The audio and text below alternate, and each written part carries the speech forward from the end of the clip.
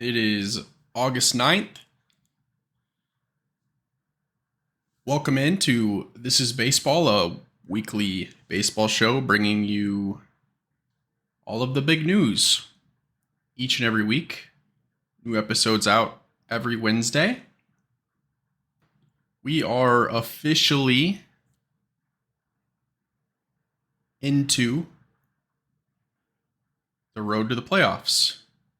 We have around 40 games left to go in the season, and we have about 19 teams that still realistically have a chance to make the playoffs.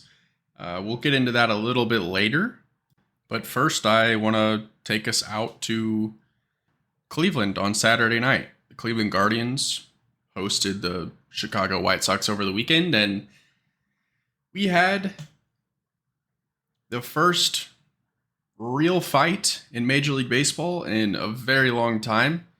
The bottom of the sixth inning, Jose Ramirez was up to the plate, ripped a double, and went sliding into second head first and met a tag from Tim Anderson. And I'm not 100% sure what started this. I don't know if Jose Ramirez thought that Tim Anderson tagged him too hard or was standing over him for too long or what, but Jose Ramirez got up and was upset with Tim Anderson, and Tim Anderson just said, okay, let's fight.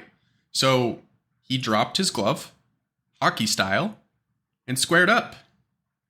And Jose Ramirez was like, okay, we're doing this. So Tim Anderson throws one punch, misses, throws another punch, misses again, throws a third punch, also misses. Jose Ramirez threw his first punch, the right hook, caught Tim Anderson right in the jaw and knocked him out, and that interaction was over.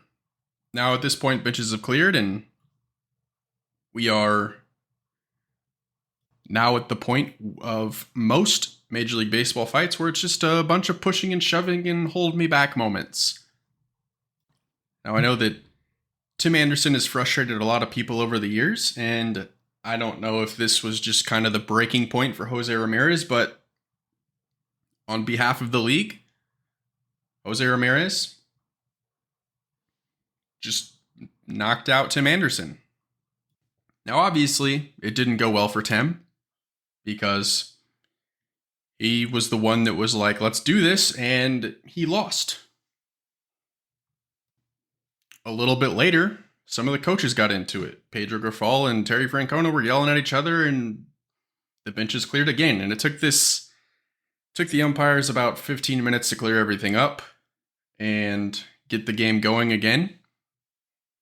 I think one of my favorite parts of this was Jose Ramirez standing on second after all of this went down, thinking that he's going to stay in the game. Have to respect the effort.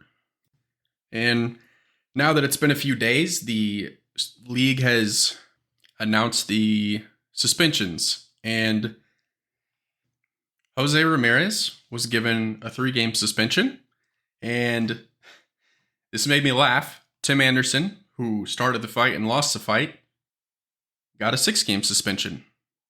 So I guess the moral of the story is don't lose the fight.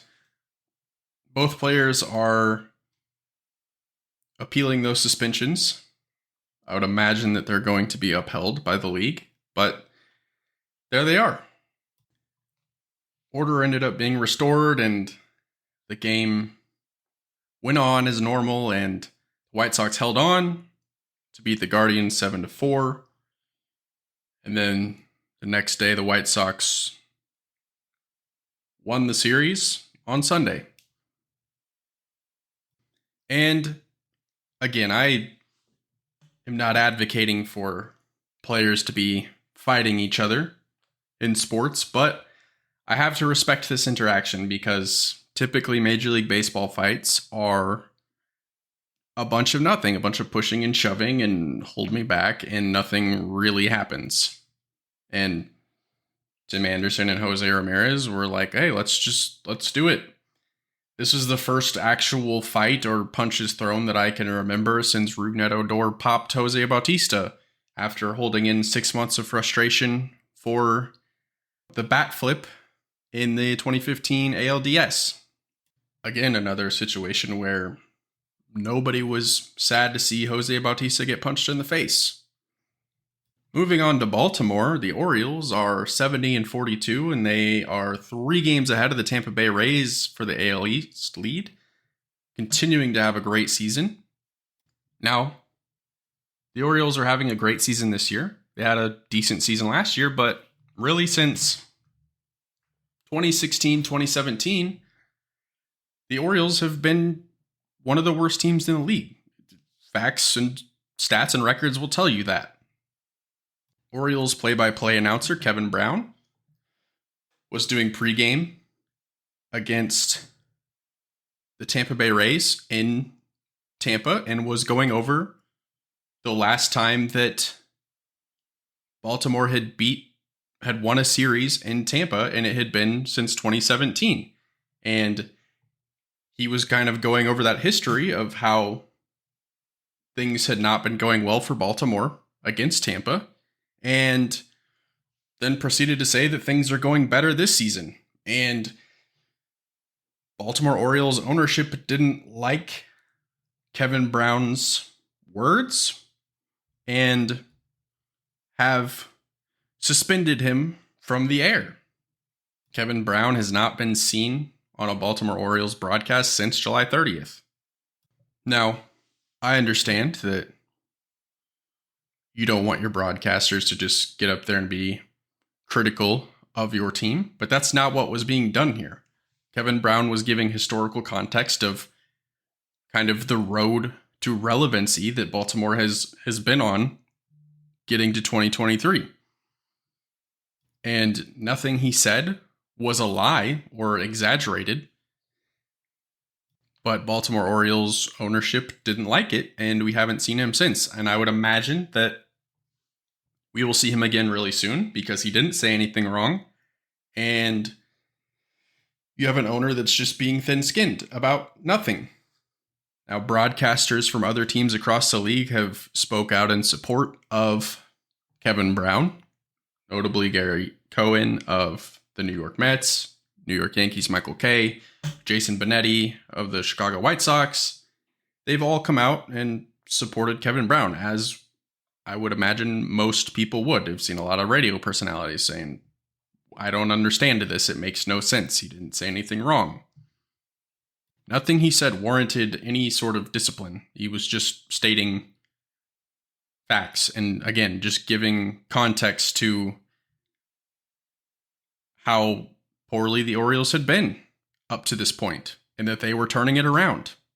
And what I don't understand about this is this was obviously a pre-planned segment. This came with a graphic and game notes. So this wasn't something that he just said off the top of his head in the 3rd inning or something. This was something that him and the producers and everybody in the truck, the production truck, were a part of. So if you're suspending him or punishing Kevin Brown, you would then also need to punish the rest of your production team that was involved in this.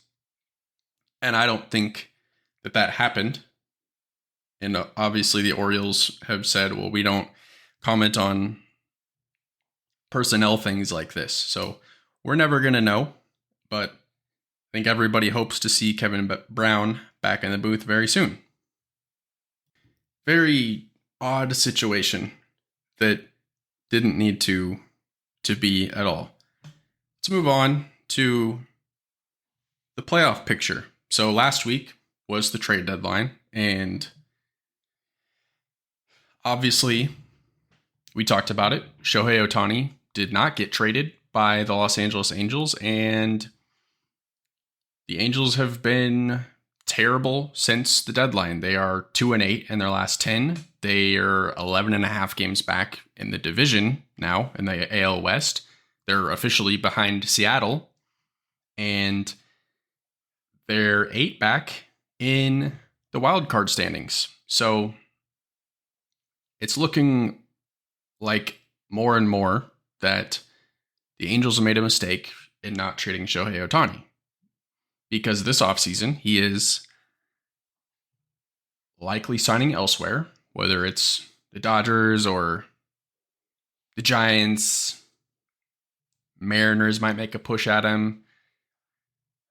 I think that his time in the Angels organization is over. I would imagine that he doesn't even want to be here at this point. But again, I think the Angels messed up. And them messing up has given the Seattle Mariners a chance to take advantage of that. Because while you have the Angels who have lost 7 in a row, the Mariners are on a 5-game win streak, and they've won 8 out of their last 10. And they're now only 3 games behind Toronto for that wild card spot. A few other teams that are in that playoff chase that have not played well since the trade deadline are the Diamondbacks. They have lost 6 in a row. The Reds have also lost 6 in a row. In fact, they're in 3rd place in the AL Central. Marlins, 4 in a row. Red Sox have lost 4 in a row. San Francisco lost a series against Oakland over the weekend. Something that I think only the Kansas City Royals can say this year. Other than the 7-game win streak that Oakland had, obviously. I'm not surprised that the Diamondbacks are now only 1 game over 500 and kind of coming back to earth and falling off a little bit. But with all that being said, they're only 2 games back for that last wildcard spot. So while it's not going great for them right now, it is, it's not over. So they still have a lot to play for. The Reds are in that last wildcard spot. But a team to be on the lookout for are the Chicago Cubs. I think I said that Chicago had leapfrogged Cincinnati, but Cincinnati is actually above Chicago right now in the standings, but Chicago's playing good baseball. And again, the National League playoff slots are up for grabs. We had a no-hitter last week. Astros pitcher Framber Valdez threw a 93-pitch no-hitter against the Cleveland Guardians. I don't know about you, but it seems like the Cleveland Guardians find themselves in a position to be no-hit. I'm fairly certain it happened to them 3 times. It was either last year or the year before. So they should stop being on the wrong side of history. Sticking with the Astros and the AL West, I think that the most fun playoff chase to watch will be that AL West division race between the Texas Rangers and the Houston Astros. Houston is currently 3 games back of Texas, and those 2 teams will only match up 1 more time this season, and that's not until September. And if you want to make an argument about the negative impact that a balanced schedule has in Major League Baseball, it is things like this where the Astros get less chances to go head-to-head against the Rangers in an effort to chip away at that division. But all in all, the balanced schedule is obviously really good for the game. In fact, it's so good for the game that MLB attendance is up 9% over 2022. And that is the biggest spike in attendance since 1998, so about 25 years. And if you remember what happened in 1998, it was Mark McGwire and Sammy Sosa in the home run chase. So I could imagine why attendance spiked here. But attendance is going up in Major League Baseball because people are liking the rule changes. They like the pitch clock. The pitch clock, we're down about 25 minutes a game. Games are 2 hours and 36 minutes, I believe. There's also more action in the game. So removing the shift has created more offense. You have more triples and doubles. Bigger bases have created more stolen base attempts. So there's a lot more things happening in the game that weren't before. And again, going back to the balanced schedule means that every team will play each other in at least one series each year. So you have more stars visiting more cities. So you have more reason to go to games where, Shohei Ohtani, if you are in the National League, you would essentially get a chance to see him maybe once every 3 years. But now you're going to get a chance once a year. So you're able to mark games or mark a series off on your calendar that you want to go to because you're getting more opportunity to see that. If you want to see Mike Trout, if you want to see Aaron Judge, Shohei Ohtani, whoever your favorite player is, you have way more access to that. And again, going back to the pitch timer or the games being shorter in general, if you're able to go to a baseball game and you know that it's going to be between 2.5 and 3 hours that you're spent there, you can kind of plan out your day that way. And I think that's why things like the NFL and NBA do so well, because you pretty much know what you're getting yourself into. You know that it's not going to be 2 hours. It's not going to be 5 hours. You know kind of exactly what you're getting into. And that's a draw for people. Along with that, you have the expanded postseason. You have more teams that have a chance to get into the postseason, and more postseason slots means that more teams are in it in September. So if your team is in it, if your team is, maybe they're 500 or they're just under 500, but they're 3 games out, and it's late August or early September, you're probably going to go and try and see your team in a playoff race and support them because they're playing well and have a chance to be there in October. So all of these things kind of create more interest in the game and are getting more people in the park. And I say this because I love baseball, but people love to get on Twitter or social media and talk about how Major League Baseball is dying. But if you actually look at the facts and look at the numbers, baseball is actually doing really well. And this season is an example of that. And you can look at all of the changes that Rob Manfred has implemented this season that are contributing to that. Speaking of Rob Manfred just got extended by the owners. He's going to be the commissioner of Major League Baseball until at least 2029. And I'd imagine he's going to be commissioner beyond that because he is continuing to, whether you like it or not, make positive changes to Major League Baseball. I said it a couple weeks ago. I think all the things that he is doing are good for the game, and we're starting to see that. And I think a lot more people are starting to accept that he is the right guy for the job. I know that it's cool to not like a league's commissioner, but I think he's doing a lot of things. Baseball was in a really weird spot for like a decade, and now you're starting to see it take a turn where people are interested. And he is a pretty big reason as to why that's happening. This season is absolutely flying by. Again, we've got about 40 games left before the postseason, and just a reminder that I think the Braves are winning. The Braves have been the best team all season long. Their record proves that. Their roster proves that. And I think they're going all the way. Now, before we get out of here, I want to remind you, I talked about it a little bit last week. A friend of mine and myself have started a football podcast called the Football Kingdom Podcast. It is going to be every Tuesday. We already have 2 episodes out. Our first episode came out last week, and it was an overview of the AFC. Our most recent episode is out as of yesterday, and it's going to tell you everything you need to know about the NFC to get you ready for the NFL season. So, again, that's the Football Kingdom Podcast, and it is available wherever you listen.